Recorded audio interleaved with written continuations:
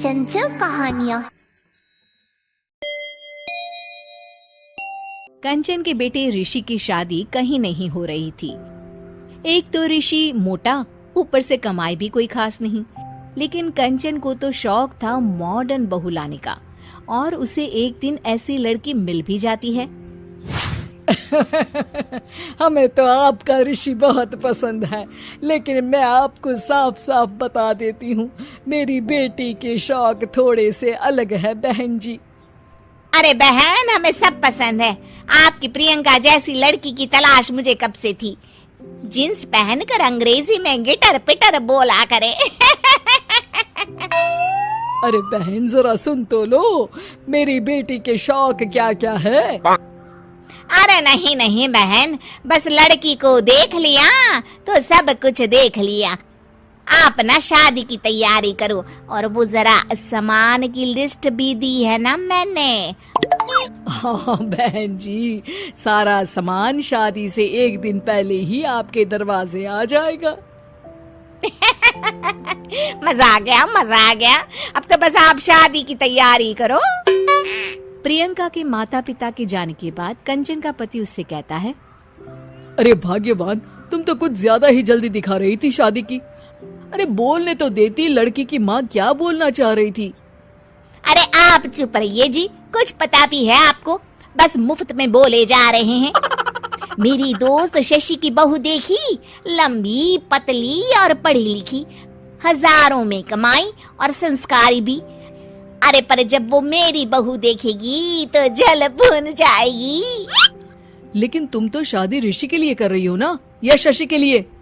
तुम्हारा लड़का कुछ कमाता भी नहीं है, और शरीर भी भगवान की दुआ से फूलता ही जा रहा है। फिर बोले आप हैं? फिर बोले आप? मैंने कहा ना, प्रियंका जैसी जींस पहनकर अंग्रेजी झाड़ने वाली बहू किस्मत वालों को ही मिलती है। चुप रहिए आप। पति के लाख कहने पर भी कंचन ऋषि की शादी प्रियंका से करवा देती है। लेकिन प्रियंका जैसे ही घर में आती है, वैसे ही जोर जोर से चिल्लाकर नाचने लगती है। आज मेरे यार की शादी है, आज मेरे यार की शादी है। अरे नाचो मां नाचो। आज मेरे यार की शादी है। कंचन, उसका पति और ऋषि ये देखकर हैरान रह जाते हैं।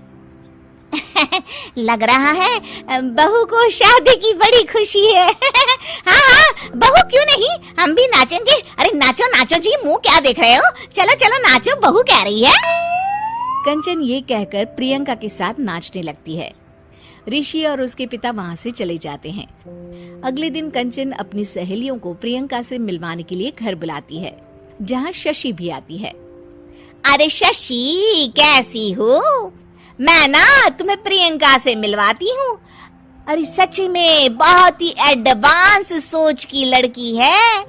कितने मॉडर्न ख्यालात है उसके, पता है तुम्हें? अरे हाँ कंचन, जरूर। बच्चों की शादी अच्छी ही होनी चाहिए, और वैसे भी तुझे तो शुरू से ही ऊंचे ख्याल की बहू चाहिए थी। तभी कंचन की सहेली कहती है, अरे कंचन, बुलाओ ना प्रियंका को, हम भी मिल ले। अरे बहू प्रियंका, जरा बाहर तो आना।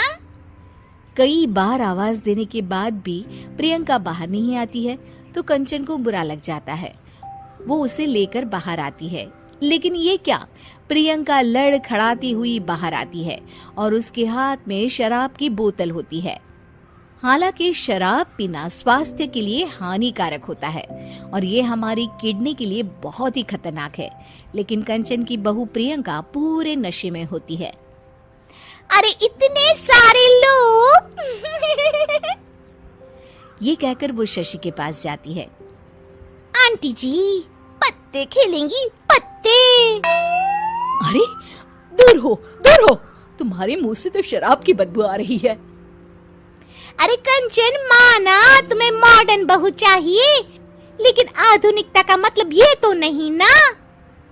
बुरा ना मानना कंचन, तुम्हें पता था कि तुम्हारे बेटे की कमाई और शरीर दोनों ही ठीक नहीं है, तो तुम्हें उसी हिसाब की लड़की से शादी करवानी चाहिए थी। ऐसा कहकर सभी औरतें वहां से चली जाती है। तभी प्रियंका की माँ कंचन के घर आती है। अरे बहन जी, बड़ी चालाक निकली आप तो। बिना बताए अपनी पियक्कड़ बेटी मेरे लायक बेटे के गले में बांध दी। आय हाय, बड़ी आई बिना बताए। उस दिन जब मैं ये बात बता रही थी तो तुम तो सुनने को भी तैयार नहीं थी। अब भुगतो तुम। ये कहकर वो वहां से वापस चली जाती है। सबके जाने के बाद कंचन अपना सर पकड़ लेती है। हाय रे, आधुनिकता की अंधी दाड़ में मैं अपनी संस्कृति ही भूल बैठी थी। अब तो राम ही बचाए मुझे।